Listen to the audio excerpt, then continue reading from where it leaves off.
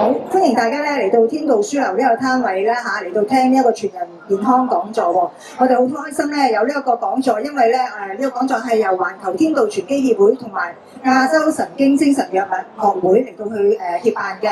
咁咧亦都有一個藥廠嚟到去贊助我哋舉行一個嘅講座啦。咁目的都係咧為咗係讓大眾咧認識更多精神健康嘅資訊啦，等大家咧了解多啲就唔使咁多嘅擔憂嚇。咁我哋今日亦都好開心咧請到精神科專科醫生傅子健醫生嚟到我哋現場嗰度同我哋分享。咁呢一個題目咧就係叫做情緒迷宮，陪伴青少年走出困境。咁如果大家亦都有興趣嘅話咧，可以繼續嚟坐低去聽醫生嘅分享。咁我哋將呢個時間咧就交俾傅醫生，唔該晒。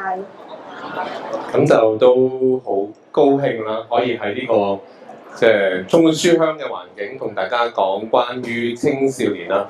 咁其實近年嚟，我哋都聽到好多唔同嘅新聞啊、媒體啊，關於我哋關心我哋嘅下一代，我哋嘅社會環境不斷咁樣去改變，個學習啦、各樣嘢啦，都一路喺度變緊嘅時候。咁其實我哋都明白到睇到好多有時候會遇到一啲唔開心嘅新聞啊，關於一啲悲劇啊，又或者係同學即係學呢個字啊，同呢個莘莘學子佢哋所承受嘅一啲壓力，甚至乎延伸到去譬如教育工作者啊，以至到係家長啊等等，都充滿住一種負壓啊。一個好大嘅一個沉重嘅一個壓力，咁原因可能我哋咁講，同呢個社會嘅一個正值一個比較大嘅改變有關啦。咁我哋明白到而家科技一日千里，好多我哋過往嘅一啲溝通嘅方式啊，或者係收集資訊嘅一啲傳嘅一啲媒介啊，一啲渠道啊，都日日都喺度變緊㗎啦。咁以前可能學生要去圖書館啊，聽老師講啊，而家其實每個人都會揸住手機，每個人都可能甚至乎有 AI 啊，有啲咩事都唔係問專家啦，而係問手機。咁變咗人與人之間嘅距離越嚟越遠喎，咁形成一個咩問題咧？咁我就好多人咧就會覺得啊，原來我哋人與人之間嘅溝通其實最直接係乜嘢啊？好似我哋而家咁樣面對面咁去講，留意對方嘅表情，我哋去聽對方嘅講話，亦都要俾翻一個回應。呢一種咁樣嘅所謂嘅即時嘅回應咧，其實正正就係我哋最重要嘅一個溝通嘅能力，或者係一個渠道。咁好多時候我哋好多見得到小朋友，佢哋可能喺網上面啦，撳一啲短信啦，撳一啲所謂嘅 WhatsApp 嘅一啲，有咧可能甚至乎 send 一個 emoji。咁其實呢啲咁樣嘅所謂嘅溝通嘅方式咧，我哋叫經過一種計算㗎，就好似古時嘅人咁啊。我哋雖然科技向前啊，但係有啲嘢我哋係就走翻回頭路啊。以往嘅人可能我哋寫封嘅家書啊、寄信啊咁樣，好多時候我哋嘅用詞啊，我哋所寫嘅嘢咧，經過修飾，我哋要諗，我哋要度，寫錯咗嘅重新嚟過，咁就放諸喺而家我哋嘅現實生活入邊，亦都係嘅。好多時候，我哋人與人面對面嘅時候，就可能比較難去表達自己嘅一啲諗法或者感情，甚至乎會害羞啊，會怕醜啊，會好似擘大個口唔識講嘢咁樣。咁點樣啊？反而調翻轉頭啦，可能甚至乎同自己屋企人、同自己嘅父母啊，都需要用手機、用 WhatsApp 啊 ，send 一個 emoji 啊。點解咧？因為簡單方便啊。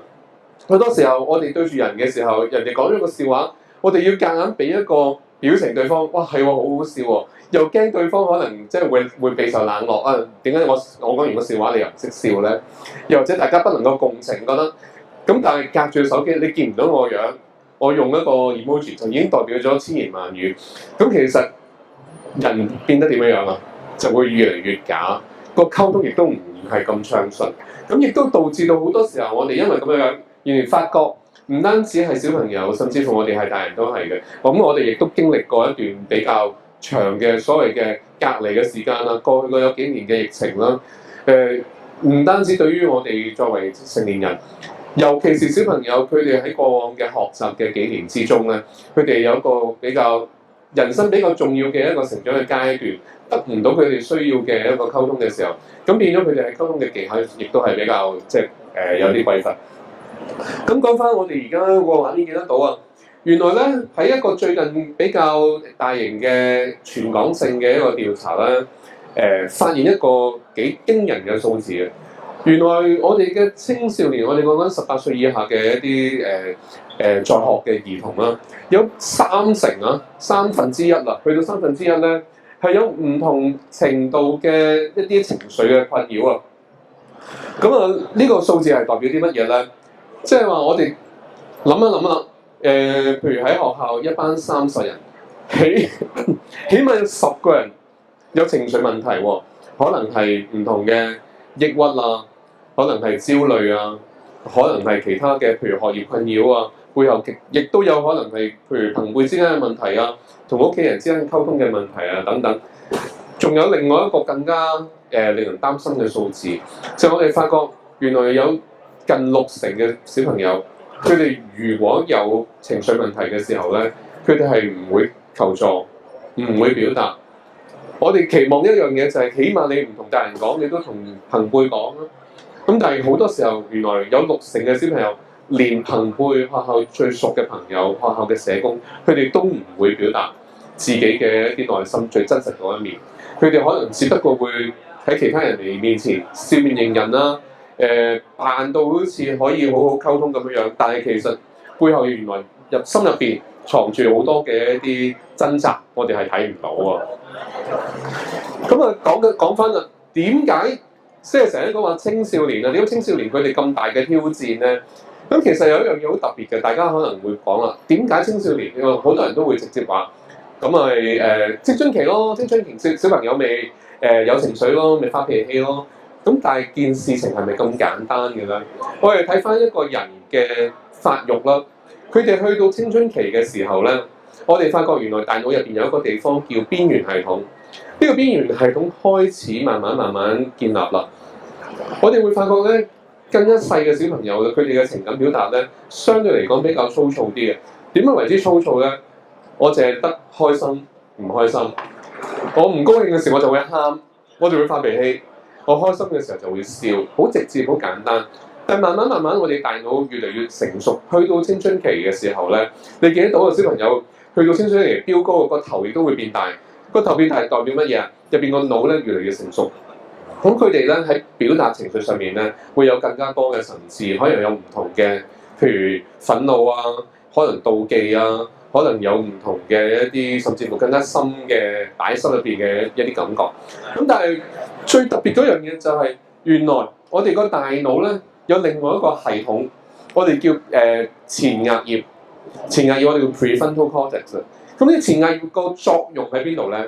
原來呢個前額葉咧就係我哋要將我哋嘅感覺，我哋去經過一啲更加深入嘅考慮思考，我哋有個過濾。呢個就等於我哋好似一架車個迫力㗎。我哋架車要停嘅時候咧，我哋要踩迫力。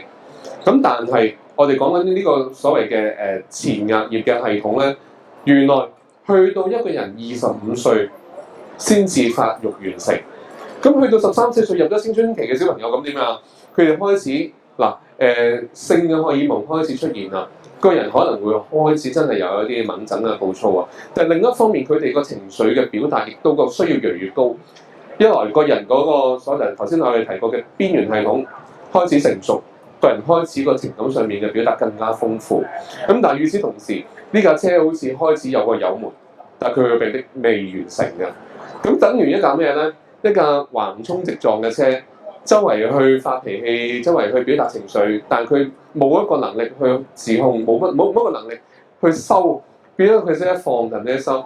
咁所以好多時候我哋要明白呢個機制嘅時候，對於青少年佢哋嘅相處嘅時候，我哋就要更加要着重一樣嘢啦，就係佢哋慢慢可能佢哋更加着重於表達自己，佢哋更加需要其他人去明白。但係當我講嘅嘢，其他人聽唔明嘅時候，咁我會點樣啊？作為一個青少年，好自然嘅表達就係我會大聲啲咯，我將個語氣加重咯，我要逼你去聽得到咯。我啱啱進入青春期，我個人已經開始長大，望埋佢，我唔再係一個小朋友啦，我大家都咁高咁大啦，點解我仲要好似一個小朋友咁樣？你當我係一個小朋友咁樣去相處，咁樣去氹咧？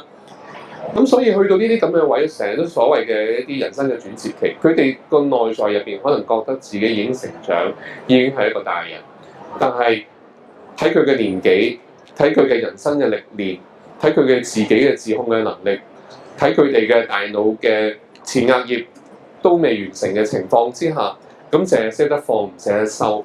咁好多時候嗰個溝通咧，作為長輩，作為老師，作為其他嘅屋企人，其實我哋更加需要聆聽佢哋語氣背後隱藏住啲乜嘢。咁去到一個比較情緒極端嘅狀況啦，又會翻去我哋所謂嘅一個小朋友嘅階段，我哋嘅情緒變得好兩極。所謂嘅兩極咧，就係我哋只有開心同唔開心。我哋會將所有嘅一啲情緒咧，都會極端化。當你見到一個青少年對住你吶喊、發脾氣，其實背後代表乜嘢咧？唔係一定係代表憤怒，有啲時候可能係隱藏住，可能佢只不過係悲傷、唔開心，而唔係一定係完全係有一種嘅對對方嘅不滿啊、憤怒啊。咁所以要同青少年相處咧，其中一樣嘢就係我哋真係要仔細聆聽。好多時候，我哋作為一個聆聽者咧，我哋淨係會聽得到一個人佢哋嗰個語氣，佢哋個表面嗰一陣啊。就係當譬如我同其他人講嘢嘅時候，我語氣重啲，我好唔開心，我好想對方聽得到嘅時候，作為一個聆聽者，好直觀嘅，我聽唔到你講嘢嘅內容㗎啦。當你大聲講嘢嘅時候，我淨係知道你喺度發緊嬲，我淨係知道你發緊脾氣，我淨係聽到你面嗰陣。你底嗰陣咧，你想表達嗰個意思完全聽唔到啊！咁所以要同青少年溝通，第一件事我哋就要學識點樣去聆聽。聆聽嘅第一步，我哋就係講話要共情。當見到對方喺度發脾氣啊、猛震嘅時候，我哋去同佢：喂，你唔好發脾氣啦，你冷靜啲啦，你收聲，你停一停。咁其實冇用噶。當有人同你講嘢，叫你停嘅時候，你作為一個青少年，你冇嗰個情緒嘅迫力，你會點樣啊？你會更加可以同對方有個軍火上面嘅競賽，不斷咁樣去再大聲啲。你聽唔到我啊嘛，我就再大聲啲，再大聲啲，去到某一個位，溝通切斷咗。講嘅你都唔明嘅，嘭一聲閂埋道門，我落街，我去跑步之類。嗱，佢哋肯話俾你聽，我去落街，我去跑步都好。最慘就係有啲時候咧，息事寧人，哎呀，我阿爸我媽都唔明我諗乜嘅，佢哋淨係識得叫我收聲，淨係識得叫我冷靜，淨係識得叫我諗得正面少少。我做到嘅我做啦。咁變咗佢哋點樣啊？有一啲就頭先講啦，會落街乜都唔理啦，扮門啊，閂埋鎖埋自己。有啲咧就選擇可能將所有嘅情緒內化，就會扮冇嘢咯。得啦，好啦，我聽你話啦。我冇事㗎啦，我冇嘢，息事寧人。咁但係咪代表佢哋嘅情緒被聆聽咧？佢哋嘅心事被了解咧？難就難在呢一個位。我哋點可以讓一個有情緒嘅青少年佢去打開佢嘅心窗？點樣去將佢內心嘅感覺用佢嘅經佢把口去講出嚟咧？呢個係一個呢個係一個學問。係一個雙向嘅一個溝通嘅技巧。作為成年人，冇辦法，我哋有更加多嘅係咩啊？我哋嘅人生經驗，我哋同青少年相處嘅時候，佢哋經歷過嘅一啲人生嘅階段，佢哋所面對嘅一啲困難，佢哋嘅面對嘅一啲問題，其實我哋曾幾何時，我哋自己都經歷過，作為佢哋嘅師長長輩。咁但係當然啦，我哋見過嘅嘢，我哋經歷過嘅嘢，已經喺我哋嘅生命入邊重複無限次嘅時候，一啲小嘅事對於青少年嚟講，可能佢係第一次接觸，或者佢第一次去面對嘅某一啲問題，關係上面嘅一啲改變啊，有啲可能中學生佢哋已經可能經歷談戀愛啊，可能會有一啲嘅妒忌啊，會有啲嘅翻波，有啲嘅唔信任啊。作為大人，可能我呢啲我都經歷過啦，我都識得處理啦。咁但係對於青少年嚟講，一件小嘅事喺佢哋嚟講，可能係一件好大嘅事，係啊。咁所以第一件事，我哋同青少年相處溝通，我哋要聆聽嘅就係要話俾對方聽，我知道你嘅呢一刻嘅感覺。雖然你未講俾我聽你煩緊啲乜嘢，雖然你未同我講你嘅一啲心事，你所面對嘅一啲挑戰，但係起碼同第一件事，我見到你面紅耳熱喎，我知道你敏感，我知道你有好多嘅憤怒。咁當你話俾對方聽，我明白你而家好唔開心，咁其實對方就唔會再點樣啦，唔會再升級佢嘅軍火啦，唔需要再大聲啲去話俾你聽，我要你聽到我講嘅嘢。原來發覺對方已經開始聆聽嘅時候，咁佢哋先至開始願意去講。咁所以我哋同青少年相處嘅時候，好多時候都係嘅。第一下佢哋會發嬲，佢哋會有脾氣。咁但係慢慢話俾佢聽，得我知道你而家唔開心，我唔會離開。我哋不如坐下喺度，我聽你講。你俾到一個善意嘅時候，佢哋對方先至會慢慢開始覺得建立到對你嘅信任。咁呢個係第一步好重要嘅。第二步啦，我哋點樣去聆聽咧？咁其實好多時候，大家喺度互動啊，譬如我而家有講嘢啊，你哋會俾一啲反應我啊，你會望住我啊，你會點頭啊。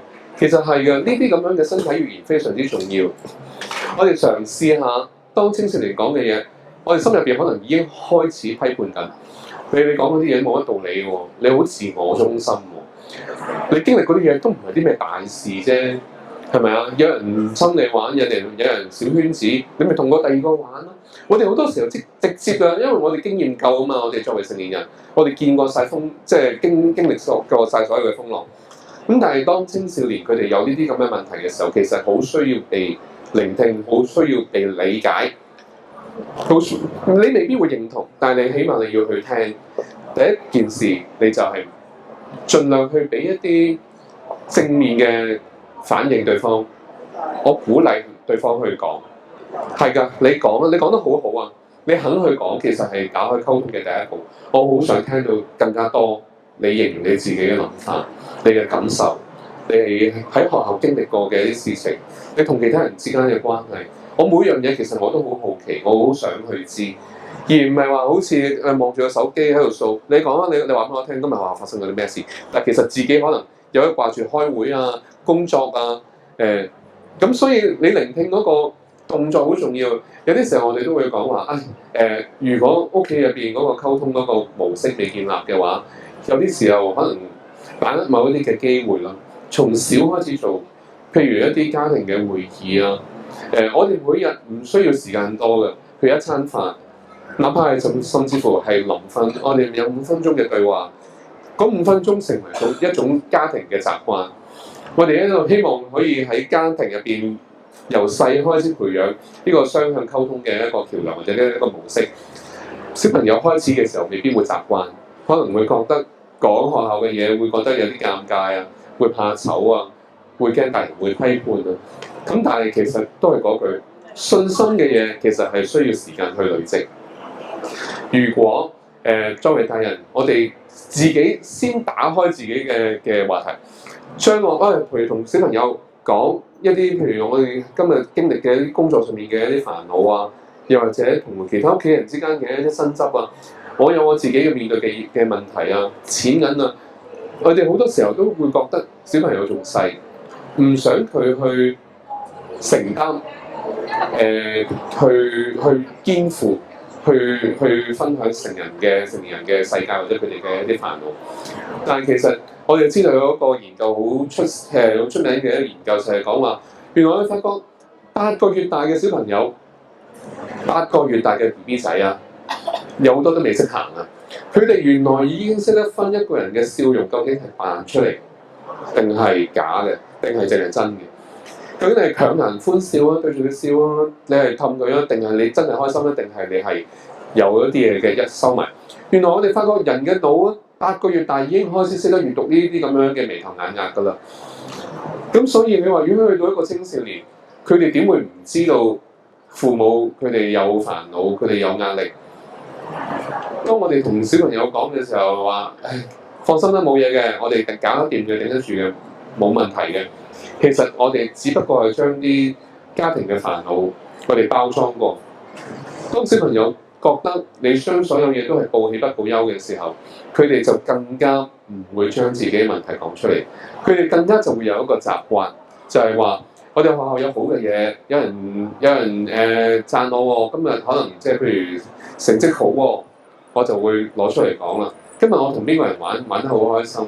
咁但係去到一啲負面少少嘅一啲話題啦，譬如有人蝦我，有人欺凌我，有人唔親我，有人杯葛我，有人對我唔好，我今日因為某樣嘢而俾老師罰，我唔記得帶嘢，跟住就老師責罵我，報喜不報憂，所以有啲唔開心嘅嘢唔講，咁變咗所有嘅溝通就變得比較單向單面，亦都係唔係一個完整嘅溝通，咁變咗大家嘅相處就會變得越嚟越假。咁所以都係嘅，作為大人嘅同小朋友相處嘅時候，好多時候我哋都會話唔怕講嘅。你即管將你嘅一啲問題、你嘅困難，大家一家人一齊去共同面對。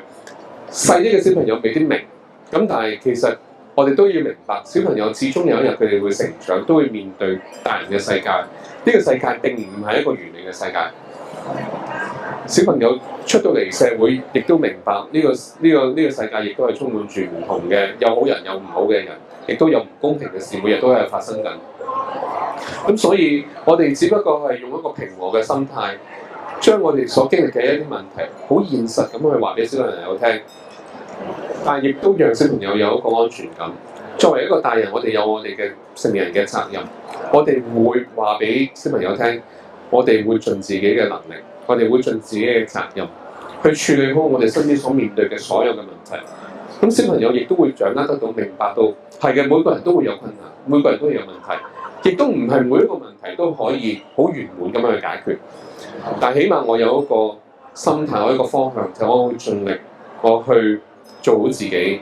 我哋唔去理會結果，每一個問題係咪得到圓滿、最圓滿嘅解決？但係起碼我會努力去嘗試。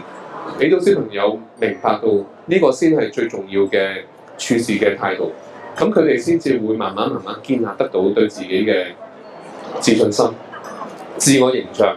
佢哋建基嘅並唔係其他人對自己嘅一啲批判，唔係其他人嘅一啲讚許，而係自己對於自己嘅問題、自己嘅一啲範疇、自己嘅學業、自己嘅人際關係，係咪有嗰種嘅操控？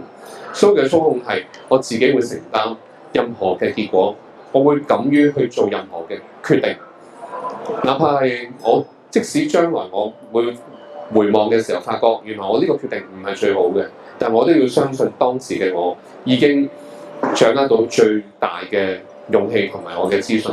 我基於當時嘅決定，我唔會後悔，我只會喺將來嘅錯誤或者失敗之中，我會成長。我會學習，我會再做好啲。無論係小朋友、大人，其實我哋處事嘅方式，我哋嘅態度都係一樣。咁所以呢啲都係有一啲關乎到最後我哋講話家庭教育嘅一個重要性。自小開始，屋企有一個溝通嘅渠道，有一個溝通嘅習慣。咁將來小朋友長大咗之後，佢同其他人嘅溝通，佢哋嘅處事方式，佢哋嘅價值觀，亦都係會慢慢形成同埋鞏固。大致上我想講嘅就係咁多啦，睇下現場幾位朋友有冇啲乜嘢想問我？有問題想問下，隨便問都得嘅，有冇啊？我想問下其實你建議點樣可以了解到小朋友想講嗰啲嘢係點樣可以撩到佢哋講咧？咁可以引起小朋友去講話啊？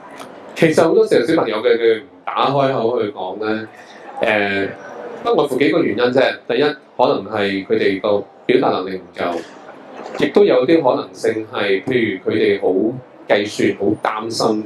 我見到有好多小朋友都係嘅，佢哋嗰種嘅焦慮，個焦慮係對於一啲未知嘅事情。當我講咗一樣嘢，對方嘅反應會係點樣？我能唔能夠承載得到？我能唔能夠可以操控到嗰個對話？當佢哋冇呢個信心嘅時候咧，佢哋就會唔夠膽講。咁所以亦都唔係話呢一刻我對住一個小朋友，我要點去撩開佢把口，而係我要一個比較長嘅時間同一個小朋友去相處。尤其是譬如係譬如作為父母，我哋嘅子女，又或者係譬如有陣時有啲補習老師同佢哋學生之間嘅一啲溝通，甚或乎而家夏天啦，我哋一啲興趣班，游水老師同埋一啲小朋友佢學游水，點去溝通？點為之游得好啊？大家乜嘢為之紀律啊？其實好多嘢唔係一下子，而係你要讓對方對你建立對於你講嘅任何事情，我都可以承載，我都可以包容，我都可以話俾你聽。就算一個女仔話俾我聽，我唔小心我出邊懷咗人，翻到嚟屋企同爸爸媽媽，我都要俾到個信心。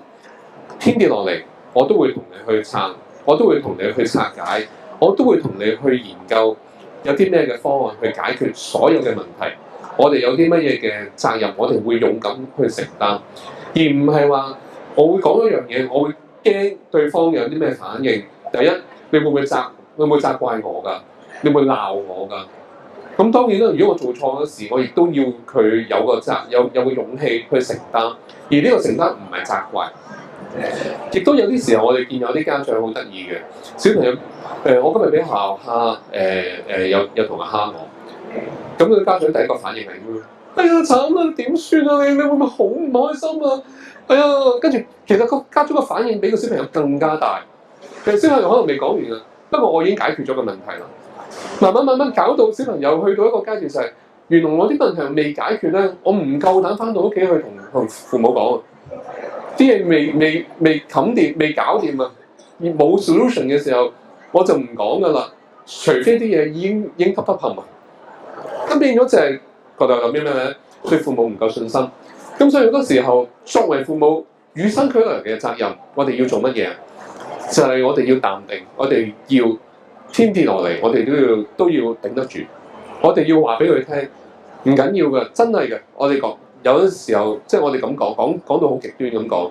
作為一個年老嘅家長，個仔喺出邊，我爭人錢，我輸咗賭債，甚至乎我唔小心，我飲醉酒，我撞車死咗人，翻到去佢都要有嗰份嘅勇氣去面對父母，去同父母講我做咗一件咩事，無論係好事唔好事，係錯事或者係一啲被委屈嘅事情都好，呢個就係我哋所講嘅溝通嘅信任。我講嘅任何事，父母都會為我去撐。當然唔係每樣嘢我哋都可以解決，但係我哋要有嗰個陪伴，同小朋友去講，我同你一齊去經歷呢件事，我同你一齊去諗。就算受罰，你喺學校老師受罰，我陪你一齊去感受嗰種受罰嘅恥辱，嗰種嘅痛。我哋亦都要喺呢件事入邊一齊去學習，走翻出嚟。長此落去，小朋友先至會有嗰種嘅信任。對於父母，對於身邊嘅，去將自己嘅一切去講出嚟。好啊，唔該晒啊，傅醫生嚇。你有冇問題？好，咁醫生，咁我係英國嘅，我有個問題想請教你啦。咁咧，因為我跟過一個 case，個學生係內地新移民，咁佢喺港島讀中四。咁嗰個男仔咧，就啱先你講嘅話，其實小朋友應該聽翻自己答。但係小朋友咧，佢咧成日講得好好喎，佢話逃課啦，我係跟咗佢一個禮拜，佢應承咗我話會翻去嘅。咁咧第二日佢唔翻嘅，晚12點都仲話住我聽日朝早8點要會翻嘅，結果咧又唔翻喎。跟住咧佢又佢阿媽又老師話佢咗喎，咁好難搞咯！我跟咗一個禮拜，我放棄咗。係。我就心諗，我對住咁樣，即係成日迴避問題，唔 take up 自己責任嗰啲學生咧，我哋應該點做咧？唔該晒。多謝你嘅問題啊！咁就即係當小朋友對所有人都講大話，我應承咗你，我聽日會翻學，但又唔翻；我應承咗你，我打少少機又唔打，就又繼續打。應承你係咪啊？好多時候都係咁樣㗎。咁但係問題就係我哋見嘅有啲小朋友佢哋嗰把口啊，佢哋嘅言語能力啊，其實可能佢哋與生俱來，又或者佢哋喺個成長嘅過程入邊，佢哋學識，原來我講一啲好聽嘅説話，我就可以胡混過去啦，我就可以叫暫時即係塞住你把口，讓我自己可以繼續想自己想做嘅嘢。但係其實好多時候，當一個人要講一個大話咧，都經歷過唔同嘅階段。最初開始可能咧係我哋有一種探索、一種嘗試。我試下講個大話，睇你信唔信。慢慢開始建立咗呢一方面嘅一啲經驗啊，越講就越順啦。最初開始講嘅時候，都可能有啲緊張啊、面紅啊、眨眼啊。我哋話講啲慢慢去到個階段，啲小朋友講大話唔眨眼，就係意思咩意思咧？就係佢哋已經好熟習，好識得去將自己講嘅一啲嘢去包裝，好知道對方想聽啲乜嘢。咁其實包住咁多陣咧，到最底嗰陣，其實佢自己都可能冇面對過一個問題。點解我要逃避？究竟我係逃避緊啲乜嘢咧？有陣時候呢個先係最核心嘅問題。你雖然我明白你頭先就話，我跟咗呢個小朋友跟咗一個星期，我好想去幫佢，但係到最後都即係無能為力。我哋明白到一樣嘢嘅，你亦都唔好怪責自己，唔好有一種內疚啊！點解我幫唔到呢個小朋友？呢個世界亦都唔係所有嘅問題、所有嘅困難，我哋都可以解決得到。但係起碼我哋要俾自己、俾身邊嘅人一個信心，我哋會盡力，我哋會去嘗試。有一啲嘅困難，有一啲嘅問題，有啲小朋友佢哋可能所經歷嘅一啲事情，譬如可能佢細個經歷好多嘅一啲責罵啊、侮辱啊，譬如爸爸媽媽有時唔需要講到好面紅耳熱，冇用啊你你廢㗎你第時你做啲低下嘅工作啦，你唔使諗㗎啦讀書，你嘥氣啦你。有陣時候未必係去到有啲咁重嘅語氣。只不過可能講咗啲説話，好刺中佢嘅一啲內心，咁就可能已經種下咗一啲根。舉個例子，有啲小朋友，我今日跑步攞唔到獎，可能阿媽會講句安慰嘅説話，你冇體育細胞啫，唔緊要嘅。小朋友可能聽完之後，慢慢講明自己，但係其實，喂，我冇體育細胞喎，呢樣嘢冇得改嘅喎，我生出嚟就係咁樣。所以我哋好多時候，我哋同小朋友溝通嘅時候，我哋都會話：千祈唔好講一啲佢自己冇辦法去改變嘅嘢，甚至乎我哋可能扭轉一樣嘢。嗱，可能你今日唔在狀態，可能你今日唔夠瞓，可能係今日你點，可能你對鞋新嘅，你可能着唔慣，又或者可能你下一次你諗下，我會點樣去再跑好啲，甚或乎我話最重要一樣嘢，喂，其實唔係攞獎喎。你有參與喎，你夠膽去參與，即係我哋用一啲鼓勵性嘅方法去讓小朋友佢哋即係唔會視失敗攞唔到獎係一個恥辱。咁但係頭先翻返去嗰個問題，真嘅有啲小朋友可能真係因為某一啲嘅童年嘅一啲經歷，甚至乎可能身邊嘅人講嗰啲説話，令到佢好怕喺人哋面前展露佢嘅一啲短處、不是或者佢嘅一啲弱點，咁。變咗久而久之養成咗一種逃避嘅心態。當啲嘢我搞唔掂，我就唔去做啦。交唔到朋友嘅，我咪匿埋上網咯。我讀唔到書嘅，我就不如我索性懶少少啊。為個藉口賴，我懶啫，我未發力，即係我未盡力，即係甚至我唔返學。咁但係其實，如果你話去到一啲好深層次嘅一啲困難、童年嘅一啲價值觀嘅一啲衝擊，有時你即使你花咗一個星期時間，都未必可以解決得到，你明唔明我意思啊？咁但係，跟住我就因為我唔夠氣追咗佢，但係即係我一開始都係選擇信任佢，你做得到，緊要你今日同日咁，我已經由我7點半上到你屋企，咁叫醒你同你一齊。你好好啊你好有耐性，係啊，但係冇辦法，係啊，我哋都知。到最後，其實我哋要小朋友肯講咧，就係要講佢唔係講佢正面嘅嘢啊嘛，係講出嚟好正面，係人都係啊，你明唔明？個問題就係咁樣，我要話俾你聽，我啲高大上嘅嘢，我一定講得到噶，係啊，我要做一個正人君子，我要日行一善，我要扶護老婆婆過馬路，我要日日都要捐錢，我要做好多善事。呢啲咁嘅高大上嘅人都識講，我哋知道講咗之後，對方會收貨。最難嘅嘢就係講自己嘅一啲污穢、自己嘅一啲缺點、自己嘅一啲過失、自己對自己嘅一啲軟弱，呢啲永遠係最難。所以小朋友佢學識講點樣去包裝自己唔難，要難嘅就係你要讓佢放下嗰個戒心。當佢知道我講一樣我好醜嘅事，你都唔會批判我，咁佢先至會對你有信任，先會話俾你聽。其實阿爸媽好煩，其實我翻到學校冇用㗎，我翻到學校我都聽唔明，我已經甩咗好多，咁啊嘥時間，所以我唔想翻學。未必有人會肯去承認呢啲嘢嘅，你明唔明？我覺得因為爸爸媽媽係受人有個小朋友係即係因為係嘛，即係問題你其實最多係得翻家嘅。冇錯，係啊。但係呢啲嘢我解決唔到，所以我退出咯。冇錯，亦都有啲時候，爸爸媽媽可能某方面覺得佢好成功。